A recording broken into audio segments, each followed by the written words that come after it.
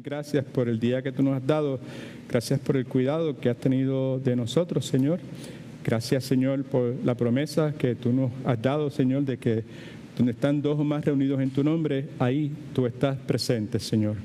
Ahora te rogamos, te imploramos, te suplicamos, Señor, que nos visites, que nos ilumines, que nos capacites para llevar nuestros pensamientos cautivos a la persona de Cristo, Señor.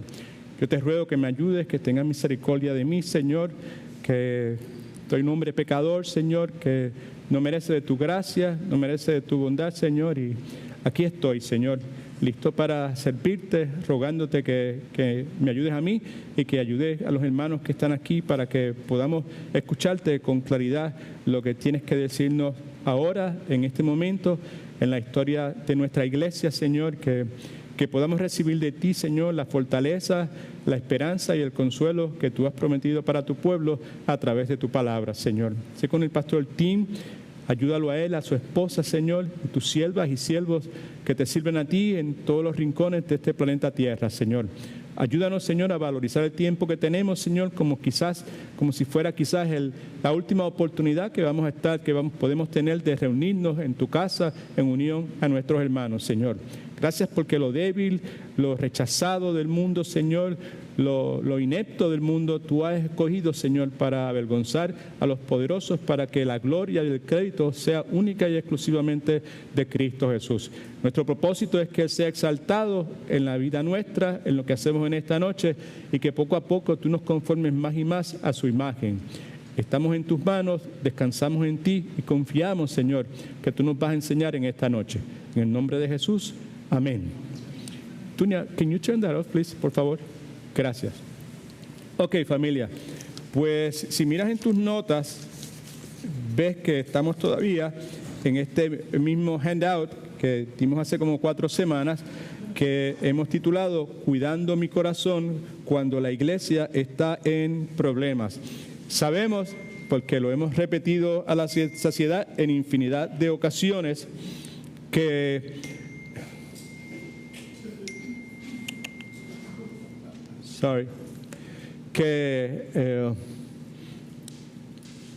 estamos en este ciclo de Matete que hemos titulado Prioridades, y el ciclo como tal está fundamentado, emana de la verdad que Proverbios 4:23 nos da, que como todos sabemos dice que sobre toda cosa que nosotros cuidemos debemos cuidar nuestro corazón, nuestra mente, porque de él emana la vida. Lo que somos es lo que pensamos, lo que decimos es lo que pensamos, y por lo tanto precisamos cuidar de nuestro corazón.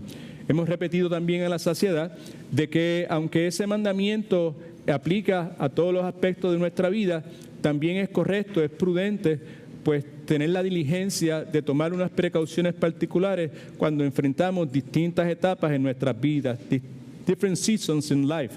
Sabemos que Eclesiastés 3 nos recuerda que para todo en la vida hay un tiempo, para todo en la vida hay una hora, hay tiempo para sembrar, hay tiempo para cosechar, y la implicación que hacemos es que, o la inferencia debió haber dicho que hacemos, es que tenemos que pensar correctamente cuando es el momento de sembrar, y tenemos que pensar correctamente cuando es el momento de cegar.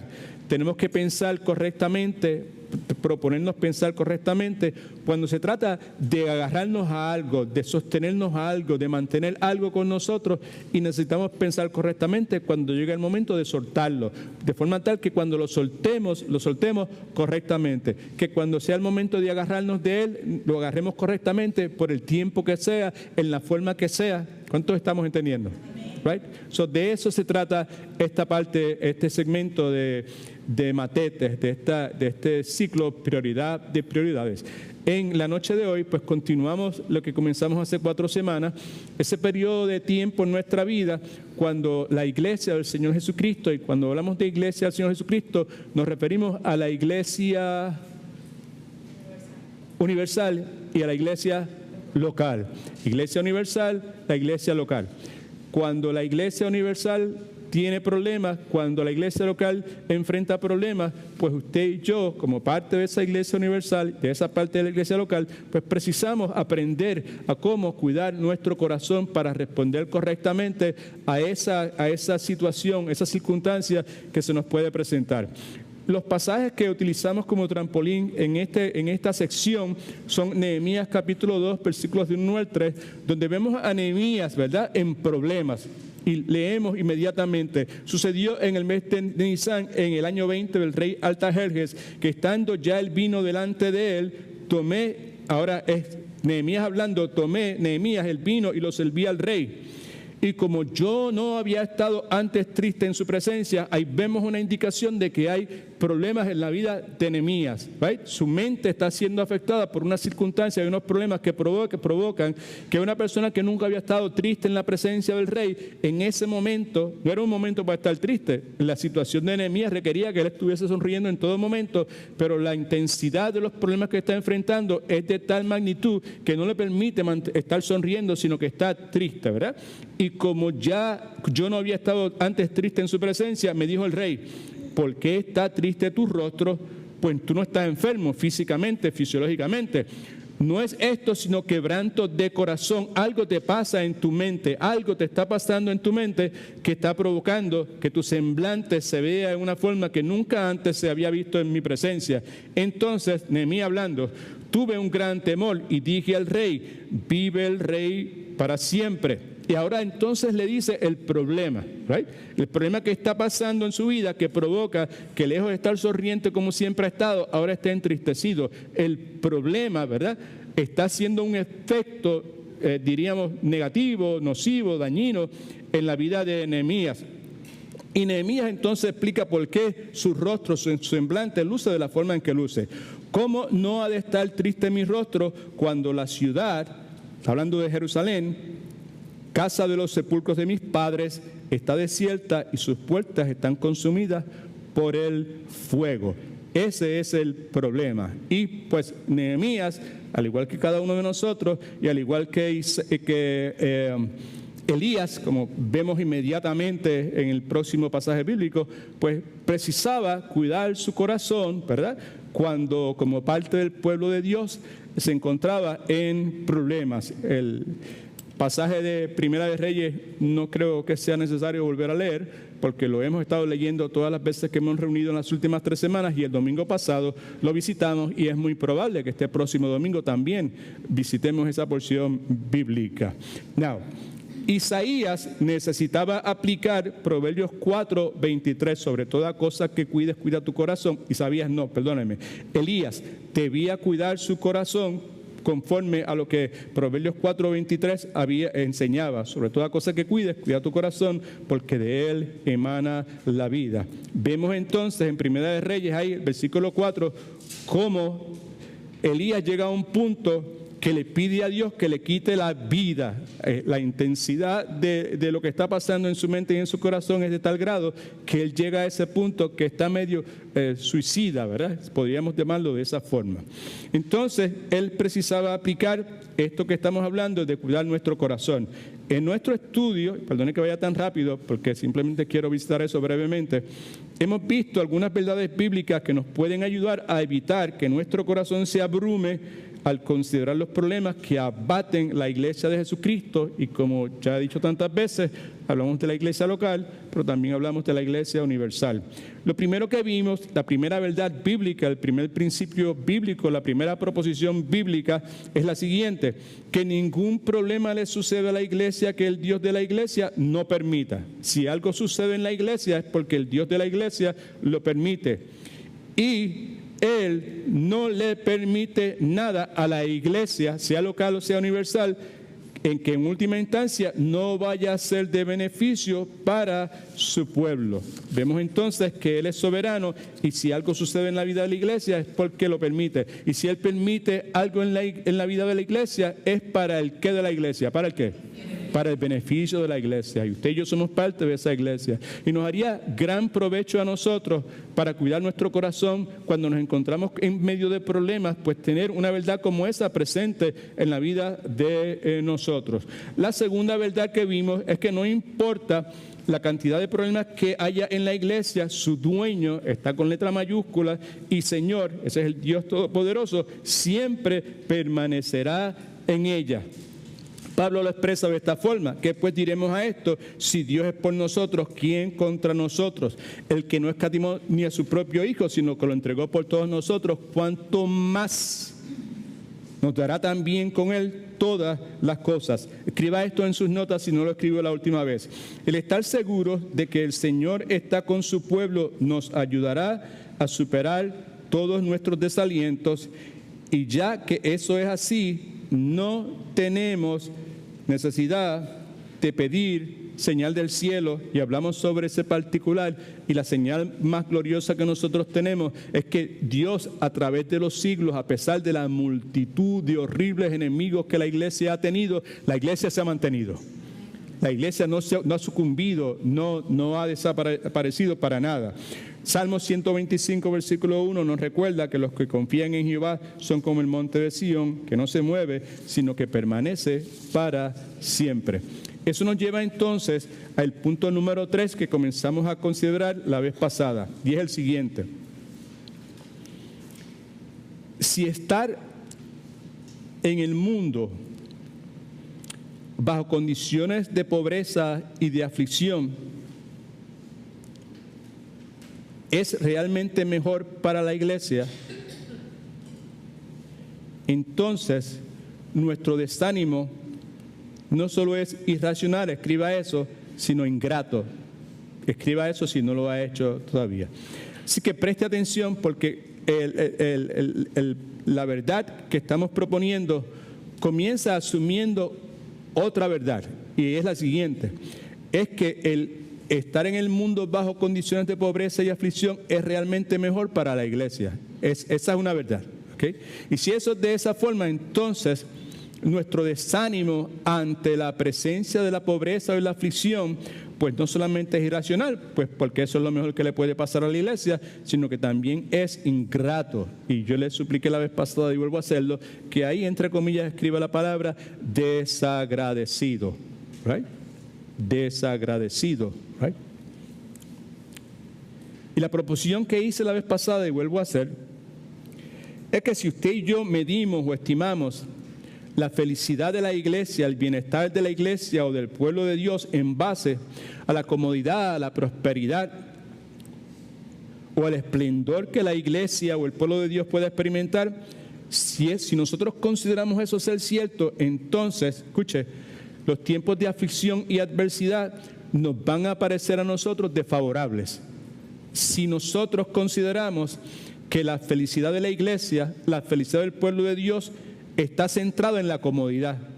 Si la iglesia es feliz, si la iglesia está bien porque está cómoda, o porque tiene esplendor, o porque tiene prosperidad, inevitablemente lo que va a resultar de eso es que usted y yo, cuando enfrentemos la adversidad o la aflicción que estamos proponiendo, que es lo que es realmente mejor para la iglesia, cuando eso se presente, pues entonces esas dos cosas, aflicción y adversidad, nos van a parecer a nosotros desfavorables. La contraparte de eso, el otro lado de la moneda, es que si usted y yo consideramos o estimamos que la gloria de la iglesia radica en ser una iglesia humilde, en ser una iglesia de fe, en ser una iglesia que busca, persigue, tiene como meta vivir piadosamente, entonces, si eso es de esa forma, entonces ninguna condición resultará más beneficiosa para la iglesia que una condición donde la adversidad y la aflicción estén presentes. Citamos entonces al salmista en el Salmo 119, versículo 71, que nos dice: bueno me es, él está hablando de sí mismo, bueno me ha sido, lo más que me ha convenido, lo más beneficioso para mí, estuvo bien, lo mejor que me pudo haber pasado es el haber sido humillado.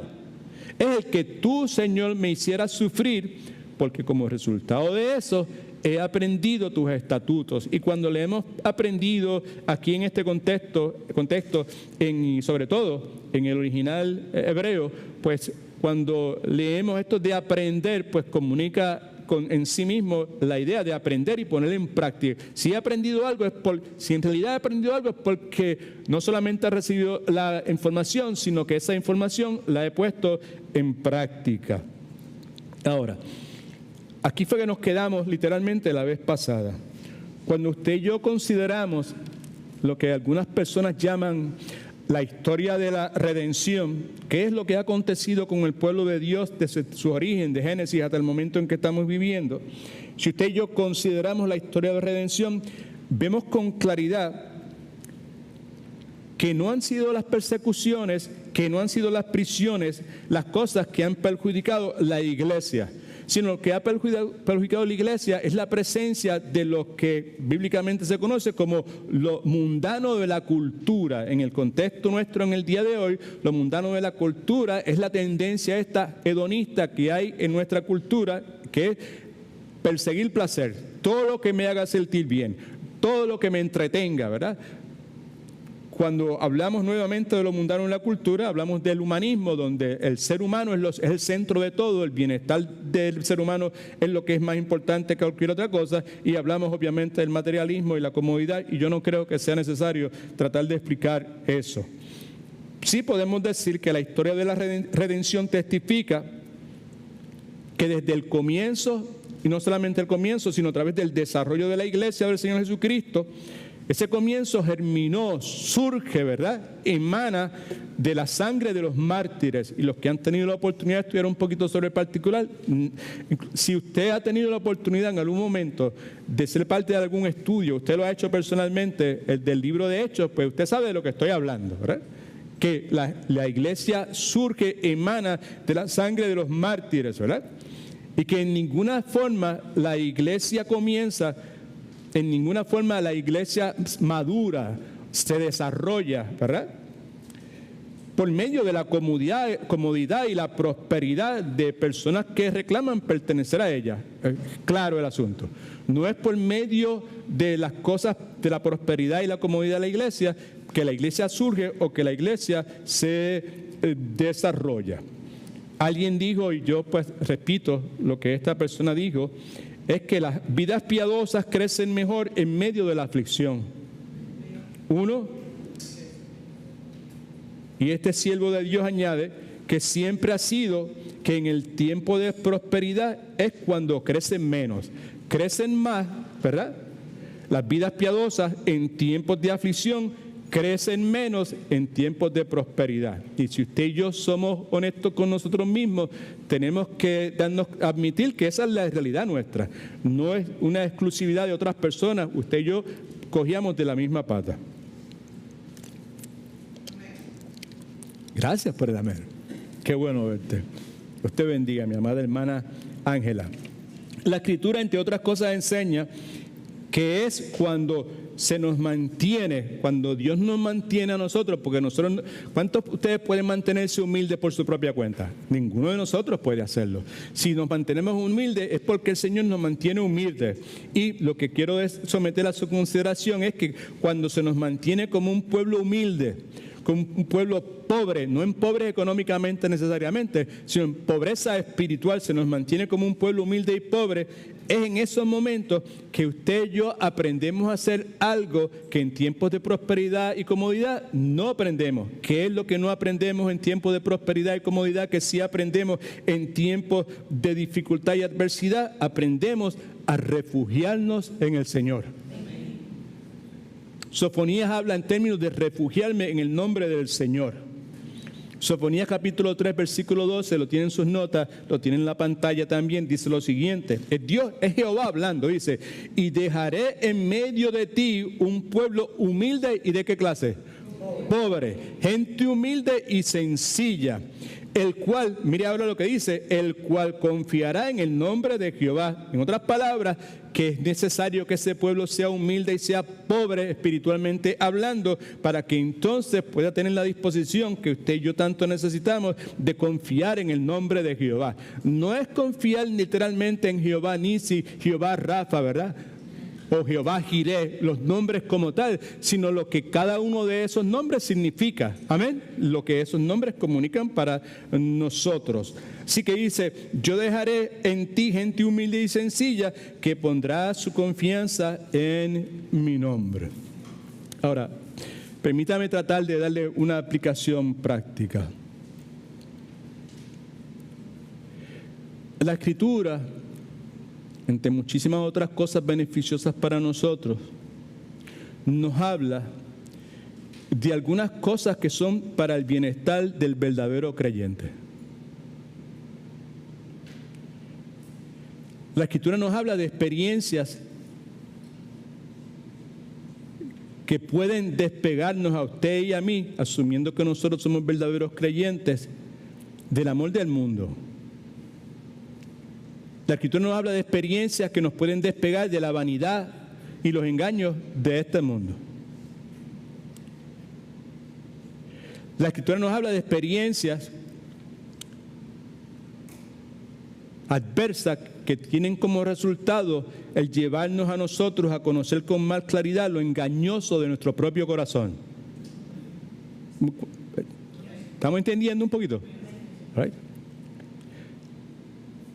La Escritura nos habla, ¿verdad?, de experiencias que cuando vienen a nuestras vidas por la intensidad de lo aflictivo y lo adverso que son, nos empujan a orar con diligencia, con más diligencia, con más perseverancia, con más fervor. ¿Ok? Ahora yo le pregunto, preste atención y me contesta si quiere.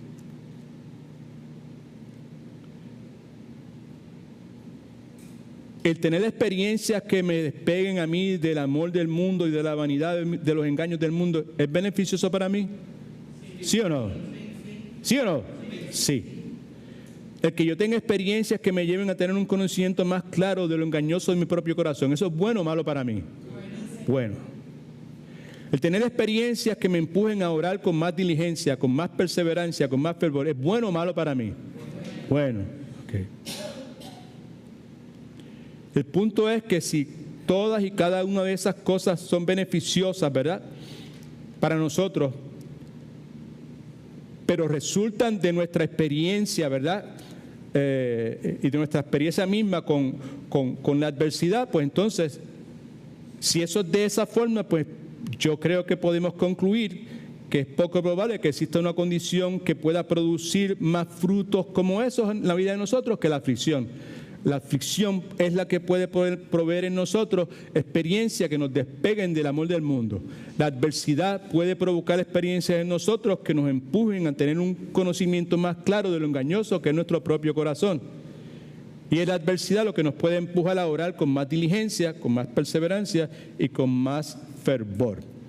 Así que mi propia experiencia me enseña que no existe condición que produzca más frutos en mi vida como la aflicción. Yo estoy totalmente convencido de eso.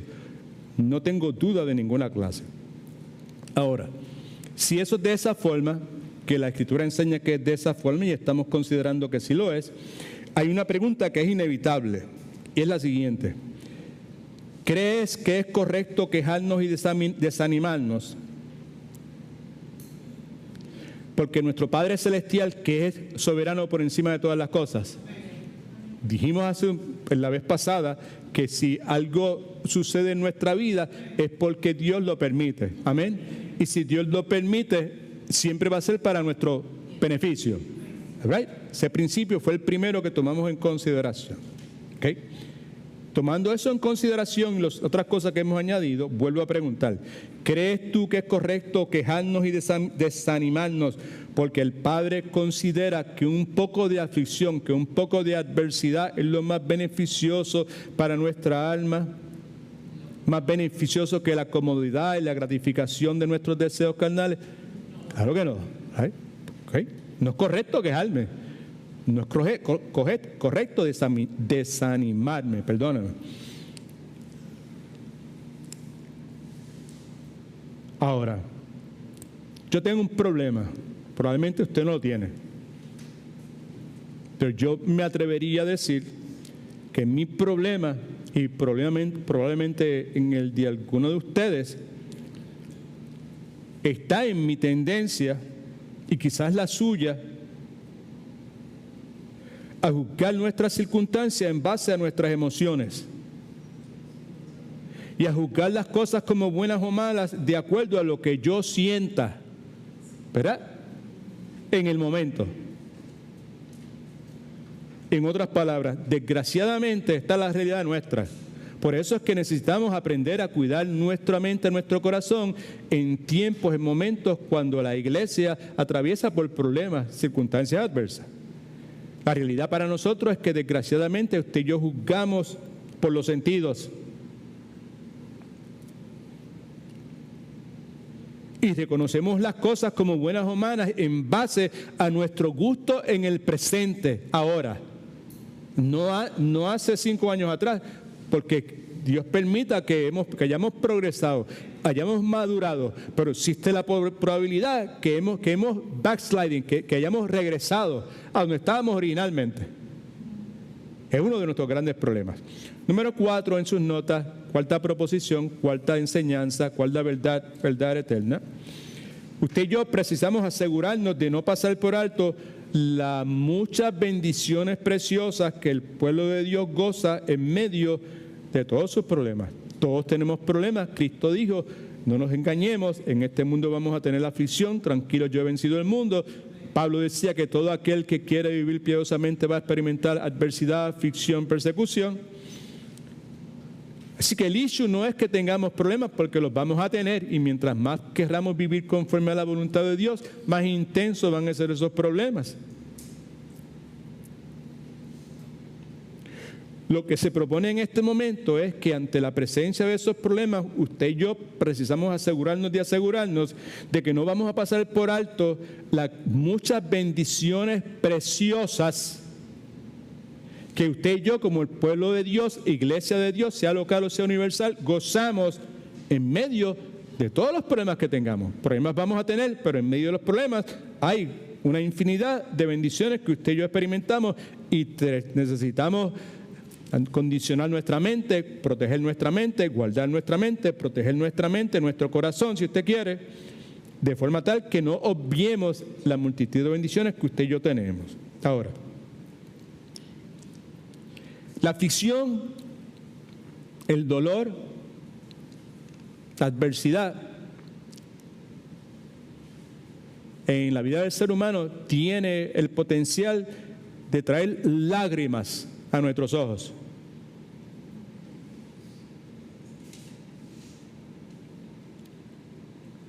Nuestros problemas causan lágrimas. Y cuando estas lágrimas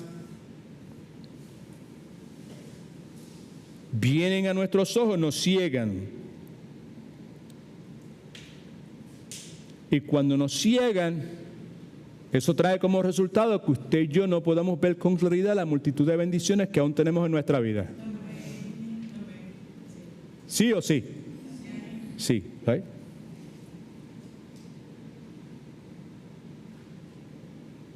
Nunca está de más que la palabra nos recuerde la multitud de bendiciones que usted y yo recibimos. Y pues, yo me di a la tarea de escribir 1 o 2 ahí en las notas suyas para tratar de ilustrar el punto que estoy tratando de comunicar. Jeremías 45, 4 y 5 hace mención de una frase que es muy interesante para nosotros, y es la frase: pero a ti te daré la vida por botín. Está ahí.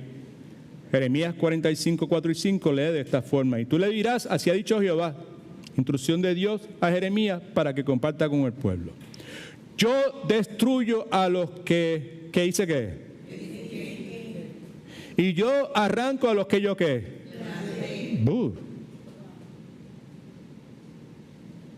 Esto es a toda esta tierra. Y mira lo que dice: y tú buscas para ti grandezas Dios a través de Jeremías, palabras para un hombre llamado Baruch. ¿Ok? Hoy estoy buscando grandezas. No las busques, dice la Escritura, porque aquí yo traigo mal sobre algunos seres vivientes. Sobre todo. Ha dicho Jehová. Pero entonces ahí está la frase que yo quiero destacar. Pero a ti te daré la vida por botín en cualquier lugar donde vayas.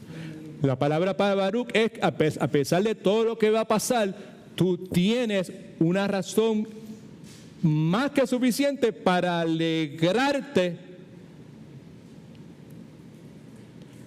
independientemente de lo que pueda acontecer en tu vida, y es el hecho que Dios te dará tu vida por botín. Otra vez,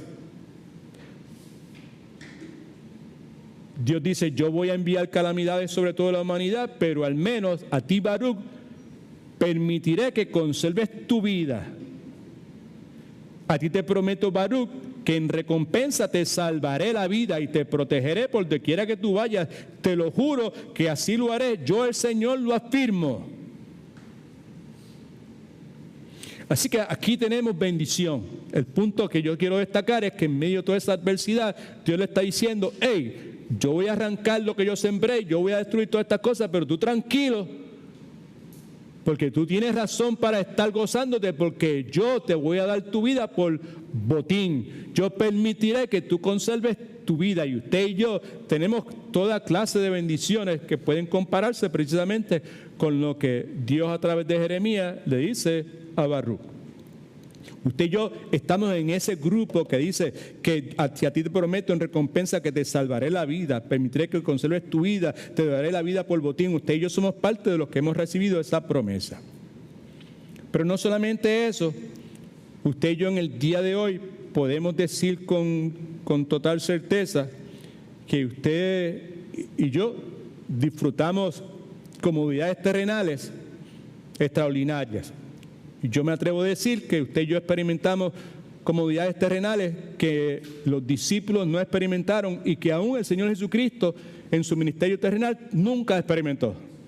Amén, amén. En adición a eso, usted y yo experimentamos el perdón de pecados. Gloria a Dios, mi alma te alaba, Señor. Usted y yo experimentamos la certeza del pacto y las promesas de Dios. Usted y yo tenemos como bendición la certeza de un gozo eterno en la presencia del Señor después de los pocos días estos de sufrimiento que quizás usted experimentamos y que eventualmente van a pasar. Ahora bien, le hablo entonces en este momento en términos personales.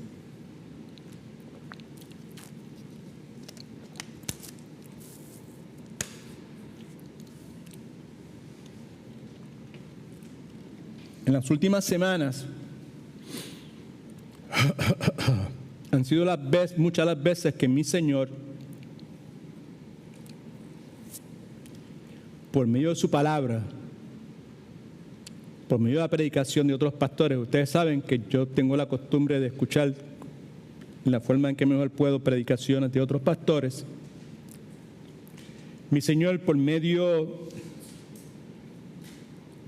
de la exhortación, inclusive de personas que están aquí presentes en esta noche, por medio de esas fuentes, Dios me ha recordado de algunas cosas.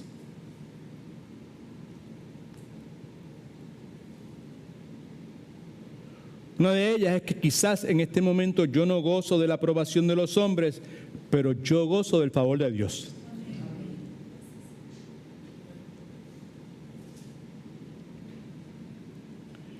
Me ha recordado que es posible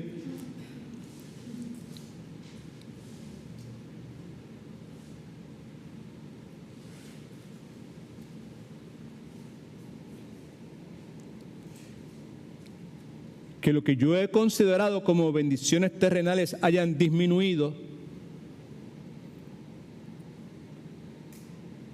pero que también he sido enriquecido con bendiciones espirituales y eternas. Las bendiciones terrenales han disminuido, definitivamente. Y es muy probable que antes de que la cosa se estabilice, disminuyan más. Siempre sucede. Pero si bien eso es cierto, también es cierto, es lo que se me ha recordado a través de las exhortaciones de algunos de ustedes, aun cuando llegué aquí en el día de hoy. Aún la presencia de algunos de ustedes me recuerda eso. ¿Right? Que probablemente, entre otras cosas también, en el día de hoy no vivo con la abundancia que tenía en el pasado, pero que puedo vivir bendecido como siempre lo he hecho. Aunque no tenga la abundancia que tenía en el pasado, continúo siendo bendecido como lo he sido en el pasado. Mi alma alaba a Dios. ¿Cuál es la enseñanza detrás de todo esto? Preste atención, se lo suplico por favor. El punto es que usted y yo no debemos permitir que las circunstancias adversas, ¿cuándo ustedes experimentan algún tipo de adversidad en este momento? Circunstancias adversas, ¿ok? No debemos permitir que las circunstancias adversas del presente nos aflijan de tal forma. No estoy diciendo, no debemos permitir que las circunstancias adversas del presente nos aflijan, porque si una circunstancia adversa nos va a afligir. El punto es que no debemos permitir que nos aflija de tal forma que provoque que usted y yo nos olvidemos de la multitud de bendiciones y misericordias eternas que experimentamos en el presente. That is the point. Esa es la enseñanza. Así es como usted y yo debemos cuidar nuestro corazón, nuestra mente, cuando su iglesia, la iglesia de Cristo, sea local o sea universal, está en problemas. Ok. Now.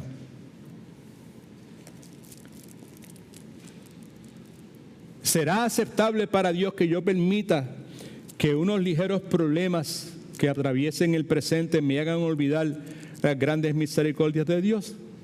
Someto a consideración que no. Escriba esto por ahí en algún lugar. Segunda de Corintios, capítulo 4, versículos 16 y 18, pasajes que ustedes conocen probablemente de memoria. Esto es lo que dice. Y la pregunta es, ¿permitiré yo que unos ligeros problemas me hagan olvidar de las grandes misericordias de Dios? Pablo lo contesta de esta forma.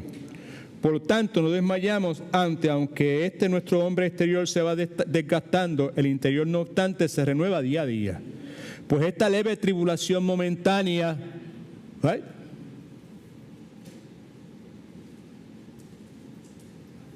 produce en nosotros un cada vez más excelente y eterno peso de gloria. No mirando nosotros las cosas que se ven, sino las que no se ven, pues las cosas que se ven son temporales, pero las cosas que no se ven son eternas. Pregunta. A ver si encuentro el pasaje 5:45. ¿Qué importa? Preste atención.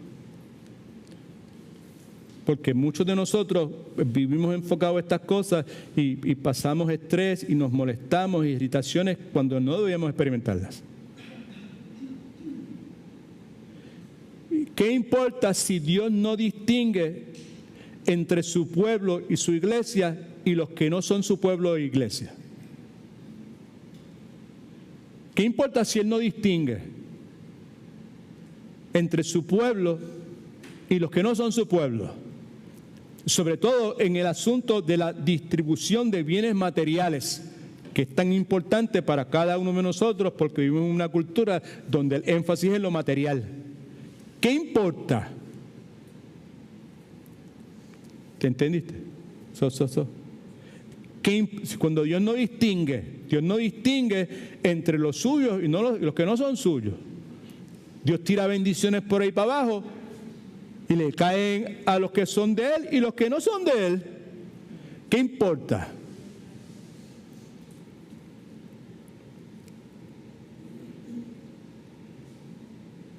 Mateo capítulo 5, versículo 44 dice. 43. Oíste que fue dicho, amarás a tu prójimo y odiarás a tu enemigo. Pero yo os digo, amar a vuestros enemigos, bendecid a los que os maldicen, haced bien a los que os odian, orad por los que os ultrajan y os persiguen. Y el versículo 45 que él quería destacar, para que seáis hijos de vuestro Padre que está en los cielos, que hace salir, ¿qué? Su sol, ¿para quiénes? Para los malos y los buenos, y hace llover sobre justos e injustos.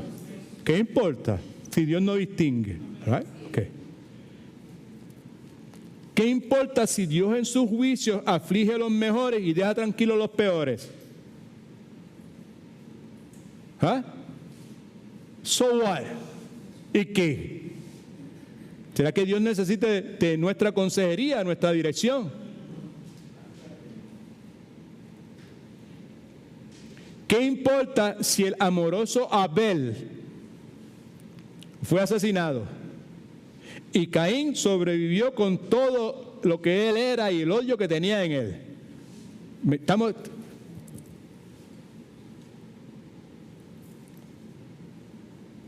Yo creo que este es un momento indicado para considerar la palabra, por ejemplo, de Lamentaciones, capítulo 3, 19 al 24, que está en sus notas y está en la pantalla. Esto es lo que Jeremías expresa. Acuérdate de mi aflicción, petición a Dios. Acuérdate de mi adversidad, mi dolor, mi tristeza, mi abatimiento del ajenjo, de la hiel. Aún lo tengo en memoria, me acuerdo como si fuera en el día de hoy, porque mi alma está abatida, está hecho pedazos dentro de mí. Pero entonces aquí hay un cambio de perspectiva, pero esto consideraré en mi corazón y por esto esperaré. Ahora no es la mente, el corazón hablándole a Jeremías, es él hablándole a su mente. Que por la misericordia de Jehová no hemos sido consumidos, porque nunca decayeron sus misericordias, porque son nuevas cada mañana, porque grande es su fidelidad. Y la conclusión de él debe ser nuestra conclusión también. Mi porción es Jehová, por tanto en él esperaré. El Señor es todo para mí, en él confío. Alabado sea el nombre del Señor. Si en caso que no haya entendido todavía, y si no ha entendido, no es porque usted tenga deficiencias para entender. Lo más probable es que yo tengo deficiencia para comunicarme. Eso es lo más probable, ¿ok? Pero lo que yo quiero decir es que yo en esta hora de aflicción y adversidad, como parte de una iglesia local y también como parte de una iglesia universal, a pesar del dolor, de la angustia, de la tristeza que me provoca el abandono de algunas personas, el rechazo de otras y todo ese sinnúmero de cosas, yo lo que quiero presentar y someter a su consideración es que yo tengo mucho por lo cual alabar a Dios.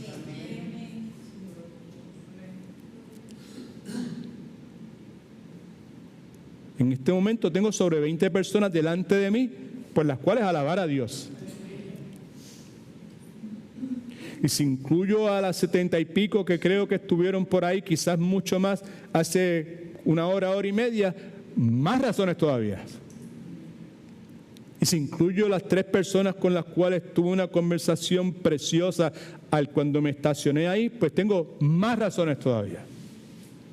El punto es que a pesar de toda la aflicción y toda la adversidad y todo el dolor y lo que sea, tengo mucho por lo cual alabar a Dios. Y la forma en que nosotros cuidamos nuestro corazón, ¿verdad? Ante la realidad inevitable de problemas en la vida de la iglesia, sea local o universal, entre otras cosas, es asegurándonos, ¿verdad?, de no pasar por alto las muchas bendiciones preciosas que como pueblo de Dios usted y yo gozamos cuando estamos pasando en medio de los problemas. Y yo nuevamente, yo tengo mucho por lo cual alabar a Dios. Sobre todo, mi alma alaba a Dios. Dios es bien bueno, Dios es fiel. Es por su misericordia que no somos consumidos, destruidos. Dios opera en nuestra vida en base a su gracia, right?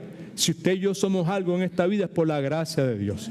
Esa gracia no debe ser en vano. Usted y yo, en base, por medio de esa gracia, debemos esforzarnos lo más que usted y yo podamos, siempre conscientes de que si algo bueno podemos realizar es a pesar de nosotros, es única y exclusivamente como resultado de la gracia de Dios trabajando en nosotros. Amén.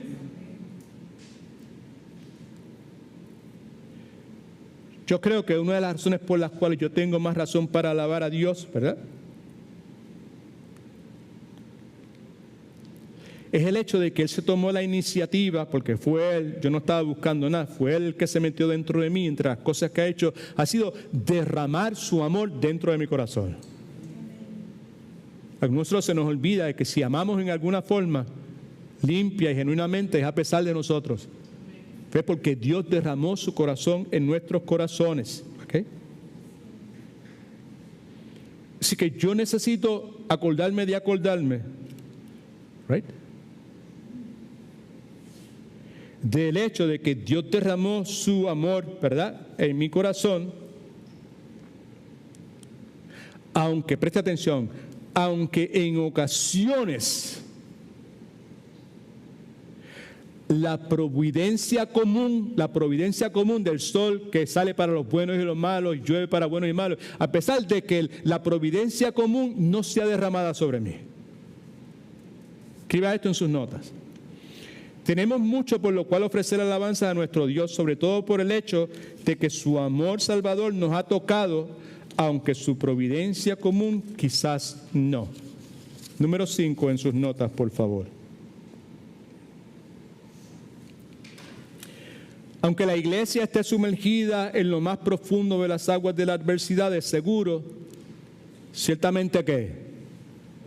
Volverá a levantarse. ¿Cómo puedo yo cuidar mi corazón? Puedo cuidar cuando la iglesia está en problemas. Una de las cosas es acordando de acordarme de, aunque la iglesia esté sumergida en lo más profundo de las aguas de la adversidad, de seguro, ciertamente, verily, verily, amén, amén, volverá a levantarse otra vez. Salmos 3, 1 y 8, uno de mis salmos favoritos, lee de esta forma. Señor, muchos son mis enemigos. Señor, muchos son los que se han puesto en contra mía. Señor, muchos son los que dicen de mí, Dios no va a salvarlo. Dios tiró la toalla en él. Dios lo ha descartado. Son muchos. Pero tú, Señor, eres mi escudo protector, eres mi gloria. Tú eres el que me reanima, tú eres el que me levanta. A gritos pido ayuda al Señor y Él me contesta de su monte santo. Yo me acuesto y duermo y yo vuelvo a despertar porque el Señor me da apoyo. No me asusta ese enorme ejército que me rodea dispuesto a atacarme. Versículo 8 dice, tú, Señor, eres quien me salva. Bendice pues a tu pueblo. Right? La salvación es de Jehová. Sobre tu pueblo sea tu bendición. Versículo 3, mas tú, Jehová, eres escudo alrededor de mí. Tú eres mi gloria. Tú eres el que levanta mi cabeza. Aunque muchos se levantan contra mí y muchos dicen, no hay para él salvación. Con mi voz clamé a Jehová y él me respondió de su monte santo. Y yo me acosté, y yo me dormí, y yo desperté porque Jehová me sustentaba y no temeré ni a una gran multitud que ponga sitio contra mí. Levántate, Jehová, sálvame, Dios mío. Y tú heriste a mis enemigos en la mejilla, los dientes de los perversos rompiste. La salvación es de ¿quién? Y sobre su pueblo sea su bendición.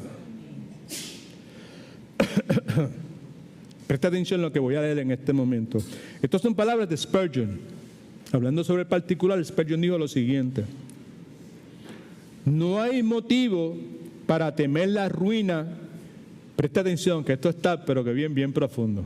No hay motivo para temer la ruina de un pueblo. Somos nosotros, esta iglesia local, es la iglesia universal, es el pueblo de Dios. No hay motivo para temer la ruina que desaparezca, que está totalmente destruida, para temer la ruina de un pueblo que prospera por sus pérdidas. No sé si lo puede ver, ¿verdad? Y que se multiplica al ser disminuido. That's good. Esto es más que good, extraordinario. Y añade Spurgeon, hablando sobre el particular, destacando el hecho que ciertamente el pueblo de Dios, la iglesia de Dios, volverá a levantarse otra vez. Dice, no nos apresuremos a enterrar a la iglesia, sea local o sea universal, antes de que esté muerta. Esperemos hasta que Cristo haya probado su pericia antes de darla por perdida. Y nunca la vamos a dar por perdida, porque Él sabe lo que está haciendo. Y añade Spurgeon sobre el particular diciendo, la zarza puede estar ardiendo, hablando de la zarza de Moisés, puede que esté ardiendo, pero nunca se consumirá. Y eso por la buena voluntad de aquel con letra mayúscula que mora en ella. Mi alma alaba a Dios. Y lo último, Ayúdeme, por favor, sea paciente unos cuantos segundos más. Recuerda los ejemplos de la atención y la ternura de Dios hacia su pueblo en dificultades pasadas. Recuerda los ejemplos de cómo Dios ha atendido su pueblo, cómo ha tenido ternura con su pueblo cuando su pueblo ha experimentado dificultades en el pasado. Leo lo más rápido que pueda para no tomar más de su tiempo. Por más de 2000 años la iglesia, sea universal o local, ha estado en aflicción. Nunca ha sido todo peaches and cream. Siempre ha sido verdes y maduras. Amén. Right? Aún en los tiempos que usted y yo consideramos que todo estaba tremendo, ha habido gran aflicción. Quizás usted no lo sabía, right? Pero sí ha habido. Right? Por más de 2000 años la iglesia ha estado en aflicción y a pesar de eso, la iglesia del Señor universal no ha sido consumida. Son muchas las olas de ataques y persecución que han pasado por ella. Olas de ataques, piense, olas de ataques, pero nunca se ha ahogado. Siempre ha salido a flote. Son muchas las altimañas que se han forjado en contra de la iglesia a través de los siglos, pero ninguna de ellas ha prosperado. Tenemos el caso de Amán en el Antiguo Testamento, planeando la ruina del pueblo de Dios. Consideremos a un Herodes tratando de afligir la iglesia en la persecución que realizó. Pero aún así, a pesar de todos los Amanes, a pesar de todos los Herodes, la iglesia del Señor, local o universal, ha sido preservada, ha sido apoyada y librada de todos sus problemas. Esther capítulo 3, versículos 5 y 6, no tenemos tiempo para leerlos en este momento. Yo quiero concluir con dos preguntas, quizás una tercera. ¿Acaso no sigue siendo la iglesia tan amada por Dios como siempre? Universal y local. ¿No es Dios, no continúa siendo Dios lo suficientemente capaz para salvarla como lo ha hecho en el pasado? Claro que sí. Cuando nos estamos ahogando, si usted alguna vez se ha estado ahogando literalmente, ¿verdad? En ese momento de pánico, usted no tiene la menor idea de dónde va a venir la salvación. Y en el contexto que hablamos, aunque usted y yo no sepamos de dónde vendrá la salvación, lo que es bueno saber es que el Señor ha prometido que Él sabe cómo librar de la tentación, la prueba, la dificultad, la adversidad, la aflicción a su pueblo, a los piadosos de su pueblo. ¿Qué es lo que leemos en 2 de Pedro 2:9, donde dice, el Señor sabe librar de la tentación a los piadosos y sabe reservar a los injustos para ser castigados en el día del juicio? Mi alma alaba a Dios. La nota suya, hay una última afirmación y luego de eso hay un pasaje bíblico de la Biblia extraordinario. Usted y yo, entre muchísimas otras cosas, cuando la iglesia experimenta problemas, aflicción y todo ese sinnúmero de cosas que hemos tratado de identificar en las últimas 3 o 4 semanas, y si usted y yo somos atribulados por eso, imagino que todos los que aquí están en esta hora son atribulados cuando la iglesia atraviesa por problemas. ¿Amén? Claro que sí, ¿verdad? Y lo que yo quiero someter a su consideración y a la mía, sobre todo, es que usted y yo precisamos recordar que si los problemas que atraviesa nuestra iglesia local, la iglesia universal, nos atribulan, Jesucristo es 1000 trillones de veces más sensible y diligente que lo que nosotros podamos ser. Amén. Y sin duda va a mirar con favor a todos los que duelen en ella y no se va a quedar con los brazos cruzados.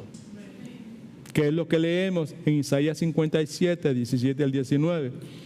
Y yo le solicito que por favor usted me acompañe a leer de forma antifonal antifonal no, vamos a leerlo todo simultáneamente, al unísono, ¿ok? Isaías 57, 17 al 19. Leamos. Por la iniquidad de su codicia me enojé y lo herí. Escondí mi rostro y me indigné. Pero el rebelde siguió por el camino de su corazón. He visto sus caminos, pero lo sanaré, lo pastorearé, le daré consuelo a él y a sus enlutados. Produciré fruto de labios, paz, paz para el que está lejos y para el que está cerca, dice Jehová, yo los sanaré. Amén. Yo sanaré mi pueblo. Otro significado para esa palabra sanaré es yo perdonaré a mi pueblo. Así que en esta noche concluimos esta sección de este circo de Matete, prioridades, cuidando mi corazón cuando la iglesia está en problemas. No se olvide que este próximo domingo tenemos bake sale y como siempre le solicitamos su ayuda. ¿Cuántas personas atendimos en el día de hoy? 72 familias atendimos aquí en esta tarde, en esta iglesia local tan pequeña, si usted quiere, proveyendo alimentos para esas familias. Usted multiplique eso por la cantidad de miembros que pueda tener y pues le damos la gloria al Señor. Por eso es que solicitamos su ayuda, su cooperación cuando hacemos the bake sales, ¿ok? Así que oremos. Padre, en el nombre de Jesús, mil gracias te damos por tu bondad, por tu misericordia, por el privilegio que tenemos de ser tus hijos, Señor. Si somos tus hijos, es porque tú quisiste adoptarnos. Y tú sabías todo de nosotros, tú sabías la cantidad de verrugas y arrugas que teníamos y que tenemos. Conocías nuestra predisposición a rebelarnos, a ser desobedientes, a ser malagradecidos, Señor. Y por una razón que solamente tú sabes, Señor, tú quisiste aún así escogernos y hacernos parte de ti. Ahora, en este momento te rogamos que lo que hemos escuchado de ti, la palabra que hemos escuchado de ti, no lo que el pastor Edwin estaba diciendo, sino de ti, Señor, lo que tú nos has enseñado, what you have impressed in the deep of our hearts, de bien profundo en nuestro corazón, Señor. Que tú nos des una doble porción de tu gracia, Señor, de forma tal que podamos hacer la aplicación de esto en nuestras vidas, Señor. Tú sabes dónde estamos, tú sabes lo que está presente para nosotros en el día de mañana, el viernes, el sábado, el domingo. Tú sabes el dolor que hay en nuestros corazones. Tú sabes el hambre que tenemos de justicia y de integridad y de todas las cosas que te agradan a ti, Señor. Y tú sabes lo débiles que somos, Señor. Nuestro descanso está en tus promesas de que cuando somos débiles somos fuertes porque tu gracia sobreabunda en nuestras vidas, Señor. Concédenos la capacidad, la conciencia, Señor, de no tomar livianamente tu gracia, pero danos, Señor, la fe suficiente para descansar tranquilos en tu fidelidad, Señor. Y confiar, como Pablo decía, tener la certeza que él tenía, Señor, de que la obra que tú has comenzado en nuestra vida, tú la perfeccionas en este momento y la vas a perfeccionar hasta el día en que estemos cara a cara con Cristo Jesús. Prepáranos para mañana, conduce nuestros automóviles de regreso a nuestros hogares. Danos un sueño profundo, Señor. Permítenos descansar profundamente, Señor. Y si te place hablarnos aún a través de sueños, hazlo, Señor. Llévanos a tu presencia. En el nombre de Jesús oramos. Amén. Dios los bendiga, familia.